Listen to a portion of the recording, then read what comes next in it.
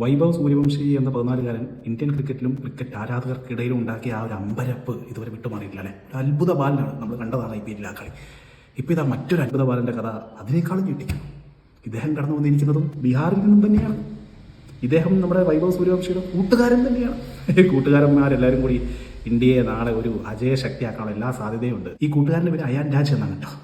30 over വീതമുള്ള ഒരു മാച്ചായിരുന്നു. അതിൽ ഈ അയാൻ രാജ് വാരിക്കൊണ്ടിരിക്കുന്നത് 134 ബോളിൽ 327 റൺസാണ്. ഓക്കെ, ഞെട്ടൽ തീരാൻ പറ്റേ. ഇതിൽ തന്നെ 41 ഫോറും 22 സിക്സുമാണ് അദ്ദേഹം വായിച്ചത്. എന്താല്ലേ, വെറും 13 വയസ്സ് മാത്രമേ ഉള്ളൂ. ഒരുപാട് എല്ലാ മാധ്യമങ്ങളും ഇത് ഒരു വൈറലാക്കിയിട്ടുണ്ട്. അതുകൊണ്ട് തന്നെ ഇദ്ദേഹത്തെ തീർച്ചയായും സെലക്ടേഴ്സ് ശ്രദ്ധിക്കും. അറ്റ്ലീസ്റ്റ് IPL ക്ലബ്സ് എങ്കിലും ശ്രദ്ധിക്കും. അങ്ങനെയാണെങ്കിൽ അടുത്ത IPL ഈ ഒരു 13-കാരുടെ വെടിക്കെട്ടും നമുക്ക് കാണാൻ സാധിക്കും.